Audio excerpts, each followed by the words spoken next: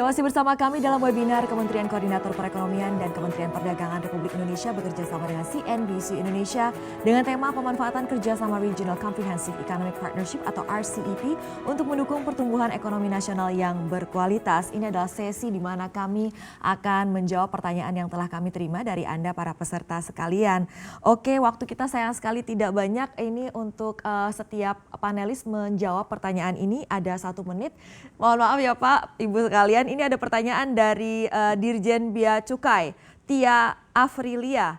Menyatakan demikian, terlalu banyaknya perjanjian FTA kawasan Asia Pasifik dengan tingkat liberalisasi dan komitmen yang berbeda-beda menimbulkan efek kesemrautan yang justru menjadi kontraproduktif bagi tujuan perdagangan bebas yang dikenal dengan Noodle Bowl Effect. Bagaimana pendapat para panelis terkait Noodle Bowl Effect di di Asia ini? Apakah RCEP akan mengatasi efek ini atau justru menambahkan kesemrautannya mengingat dibentuknya RCEP tidak serta-merta menghapus Asian Plus One FTA yang sudah ada tetapi justru menambah tumpukan FTA di Asia. Saya ke Pak Iman terlebih dahulu, seperti apa Pak tanggapan Anda? Saya ingat itu salah satu alasan mengapa kita meluncurkan RCEP negotiation, yaitu ada spaghetti ball effect yang membuat pengusaha kita begitu rumit kalau mau mengekspor satu produk lebih ke satu negara. Jadi tadi saya gambarkan melalui RCEP ini kita mengadopsi satu certificate of origin yang berlaku untuk semua negara sepanjang originating statusnya bisa dipenuhi ya di dalam konteks RCEP. Jadi justru RCEP ini saya pikir mencoba menyederhanakan apa yang disebut sebagai spaghetti ball effect, bukan menambah. Tentunya kita dalam perundingan RCEP tidak bisa serta-merta kita minta ASEAN China FTA dibubarkan atau ASEAN Korea dibubarkan karena parties di perjanjian itu berbeda-beda. Tapi kita menawarkan satu skim di bawah RCEP bagi pengusaha kita, terutama UKM ya, yang sering mengalami kesulitan untuk memenuhi origin kriteria. Cukup menggunakan satu certificate of origin, dia bisa ekspor ke semua negara RCEP. Demikian Mbak Alim. Oke, saya mendapatkan informasi bahwa pertanyaan itu untuk Pak Iman saja. Jadi sekarang saya akan langsung ke pertanyaan kedua. Ini dari Yosep PAC Yuda. Untuk semua panelis, apa kira-kira langkah pemerintah dan Kadin untuk membantu pengusaha kita ekspor produknya? Saya ke Pak Iman, 1 menit Pak. Ke saya ini? Iya, nanti ke panelis lain juga okay. Pak, kalau yang pertanyaan ini. Silakan. Kita dari aspek saya ya, yang melakukan perundingan, itu kita akan memperluas sosialisasi mengenai berbagai manfaat yang bisa dipetik dari RCEP ini. Kita sudah punya 6 FTA centers Mbak di 6 kota di Indonesia.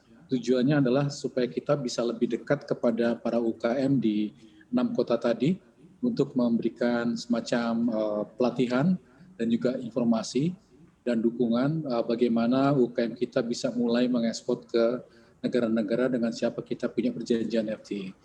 Mudah-mudahan tahun depan kita bisa lebih spesifik untuk menyiapkan informasinya. Tentunya kita tidak bisa jalan sendiri, kita memerlukan kementerian, lembaga, dan juga asosiasi dalam hal ini Kadin untuk sama-sama bekerja sama memanfaatkan RCEP ini dengan lebih baik. Itu saya kira salah satu bentuk bantuan yang bisa kita berikan kepada pengusaha kita untuk memanfaatkannya.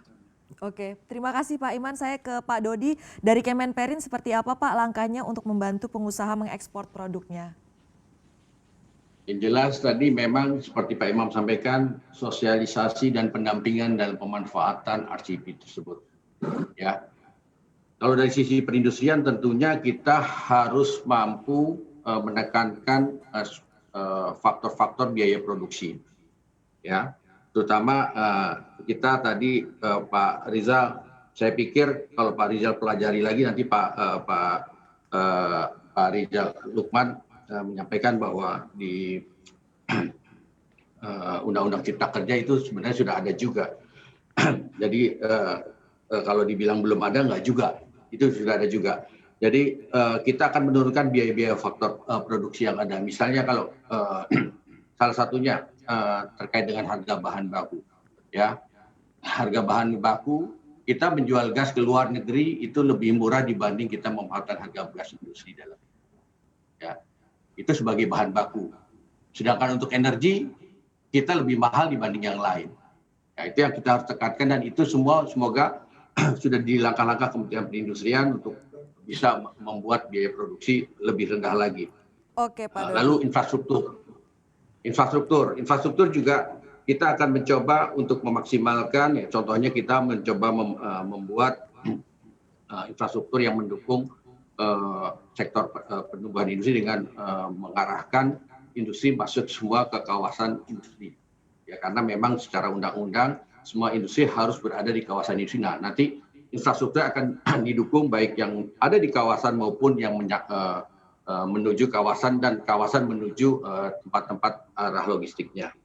Lalu juga tentunya pemerintah saat sekarang sudah memberikan banyak insentif kepada para pengusaha sehingga pemanfaatan nanti ke depan pasca pandemi ini kita bisa sedikit berlari untuk memanfaatkan RCEP yang telah kita sepakati bersama untuk diimplementasikan. Oke, Pak Dodi, mohon maaf waktunya ini kita terbatas sekali.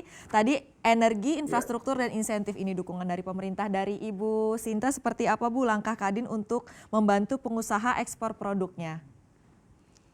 Ya, jadi memang kami selama ini juga sudah bermitra ya dengan pemerintah. Jadi kami apresiasi memang kami selalu dilibatkan, dan Kadin ini kan payung dunia usaha. Jadi kami melibatkan semua asosiasi sektoral maupun pelaku-pelaku usaha anggota.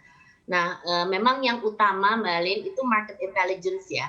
Jadi kalau tadi Pak Dodi sudah menyampaikan permasalahan industri di dalam negerinya mengenai biaya, cost, dan segala macam economies of scale-nya. Tapi yang penting itu buat kami kalau untuk ekspor itu market intelligence. Jadi kita perlu tahu produk-produk apa yang unggulan yang bisa diekspor. Jadi demand pasarnya seperti apa untuk pasar tertentu, dan juga lawan kita siapa, kompetitor kita itu siapa, kenapa Vietnam bisa lebih banyak ekspor untuk KBLI tertentu di negara tersebut, kenapa kita tidak gitu. Jadi ini sangat penting market intelligence yang kita perlukan, dan juga kita mesti mengerti pasarnya.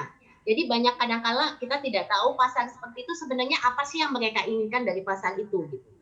Kenapa kualitas produk kita tidak bisa kita penuhi. Nah, ini hal-hal yang saya rasa kita lakukan sekarang bersama kementerian juga workshop ya, jadi untuk peningkatan kapasitas daripada eksportir kita mengenai jenis demand marketnya seperti apa, kemudian apa yang diinginkan untuk masuk ke market tersebut dari konsumennya. Jadi dari kacamata konsumen di market tersebut itu perlu kita ketahui. Dan untuk konkretnya sebenarnya Kadin Indonesia sudah banyak melakukan business matching. Jadi ini kita lakukan sekarang dengan COVID ya, of course dengan lebih secara virtual, tapi business matching ini perlu karena kita mesti mengidentifikasikan juga players di counterpart kita di sana gitu. Jadi importernya siapa, bagaimana, kemudian nanti distribusinya seperti apa. Jadi memang business matching ini banyak harus dilakukan, dan kami mungkin dengan Mira juga mau share sedikit bahwa kami sudah akan nanti set up dengan pilot project di Australia itu Indonesia Trading House, karena kami merasa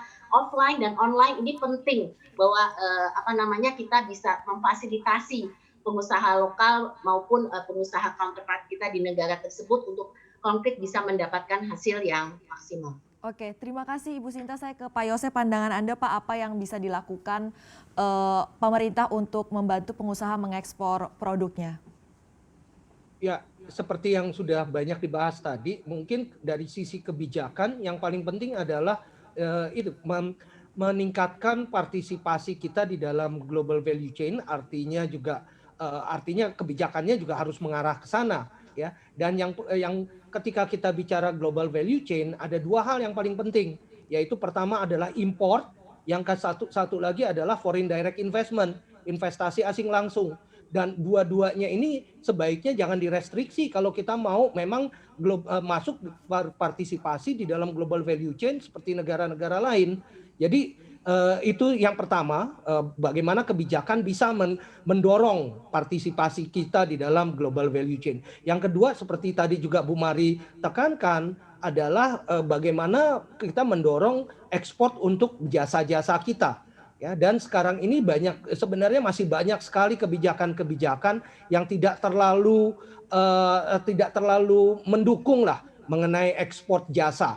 Misalnya untuk mengekspor jasa itu masih dikenakan pajak pertambahan nilai, ya. Padahal kalau mengimpor jasa kita nggak kena pajak seperti itu gitu ya. Nah ini hal-hal seperti ini yang kadang-kadang nggak konsisten satu sama lainnya. Kebijakan kita dengan tujuan yang kita inginkan tuh sering nggak konsisten, dan ini perlu dibenahi, dan mudah-mudahan dengan Undang-Undang Cipta Kerja itu ini bisa menjadi gateway, pintu masuk untuk pembenahan regulasi kita yang lebih konsisten. Terima kasih. Konsistensi kebijakan.